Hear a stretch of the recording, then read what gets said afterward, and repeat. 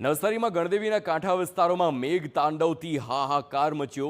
વાગરેજ tidal ડેમનો drain પાળો તૂટતા મુશ્કેલી વધી છે। રસ્તા પર નદીઓ વહેતી હોય તેવા દ્રશ્યો સામે આવ્યા। કેચમેન્ટ વિસ્તારના ડ્રેઇન પાળો તૂટતા વાગરેજ ગામ બેટમાં ફેરવાયું તો પાળો તૂટવાના કારણે કાવેરી નદીના પાણી ગામમાં ફરી વળ્યા। શ્યામનગર, નીલનગર, પ્રજાપતિ કોલોની, વાગરેજ ગામ બેટમાં ફેરવાયા। કાવેરી નદી 25 ફૂટે વહેતી થાય વાગરેજ ગામ તેમાં ઘરમાં પાણીમાં ગરકાવ છે। નદીનું સ્તર વધતા ઘરોમાં 7 ફૂટથી વધારે પાણી ભરાતા જનજીવન ઠપ।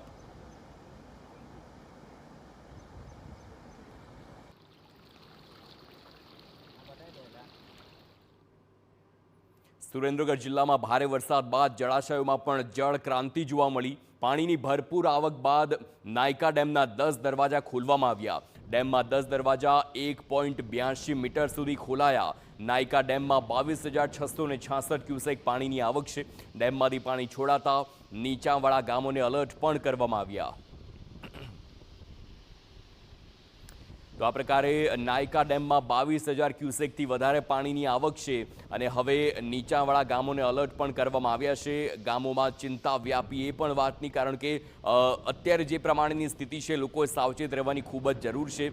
જળાશયોમાં જળ ક્રાંતિ જે પ્રકારે જોવા મળી રહી છે, આ પહેલાં પણ કયા ડેમમાં કેટલી સ્થિતિ છે પાણીની તે પણ આંકડા દર્શાવ્યા છે। હવે નાયકા ડેમની વાત કરીએ તો અત્યારે 10 દરવાજા ખોલવામાં આવ્યા અને પાણીની પણ ભરપૂર આવકની સાથે જાવક પણ એટલી જ જોવા મળી રહી છે। અત્યારે 22,000 ક્યુસેક પાણીની આવક ડેમમાં જોવા મળી રહી છે।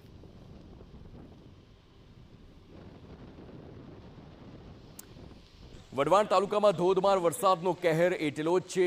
દેદાદરા ગામનો સંપર્ક સંપૂર્ણપણે તૂટ્યો છે। ગામમાં ઘરોમાં કમરસમા વરસાદી પાણી ભરાયેલા છે। દેદાદરા પ્રાથમિક શાળાને ભારે નુકસાન થયું છે। શાળાનો ભાગ ધ્વસ્ત થતાં ચિંતા પણ વધી છે। ઘરની ઘરવખરી પાણીમાં તણાઈ ગઈ, લોકોને ભારે નુકસાન। ગ્રામજનોએ તંત્ર સામે તાત્કાલિક મદદની પણ માંગ કરી છે। વરસાદથી ગામમાં જનજીવન સંપૂર્ણ પ્રભાવિત થયું। રાહત અને બચાવ કામગીરી તેજ કરવાની માંગ ઉઠી છે। ધોધમાર વરસાદના કારણે અનેક સોસાયટીઓમાં પણ કેડસમા પાણી ભરાયેલા છે। ગણપતિ ફાટસર વિસ્તારમાં 100થી વધુ લોકોનું રેસ્ક્યુ કરવામાં આવ્યું છે। વઢવાણમાં ધારાસભ્ય જગદીશ મકવાણાએ પ્રભાવિત ક્ષેત્રોની મુલાકાત લીધી।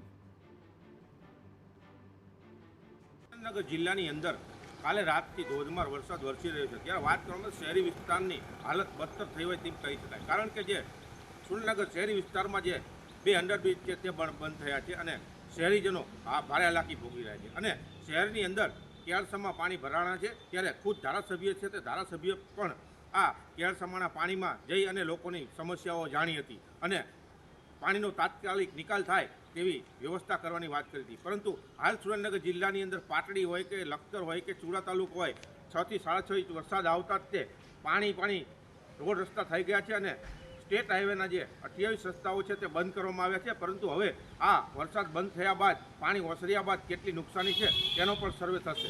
સાજિદ બેલીમ, TV9 સુરેન્દ્રનગર।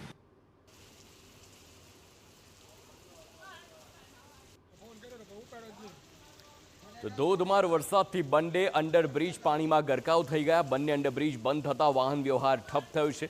અંડરબ્રિજમાં પાણી ભરાતા પોલીસ બંદોબસ્ત પણ ગોઠવાયો છે। સુરક્ષાના ભાગરૂપે અવરજવર સંપૂર્ણ બંધ કરવામાં આવી। શહેરની અનેક સોસાયટીઓમાં વરસાદી પાણી ભરાયેલા છે। નીચાણવાળા વિસ્તારોમાં જનજીવન પ્રભાવિત થયું છે। વાહન ચાલકોને વૈકલ્પિક માર્ગ અપનાવવાની અપીલ કરવામાં આવી। પાણી ભરાયેલા માર્ગોથી દૂર રહેવા તંત્રની સૂચના। સતત વરસાદથી શહેરી વિસ્તારોમાં મુશ્કેલી વધી છે।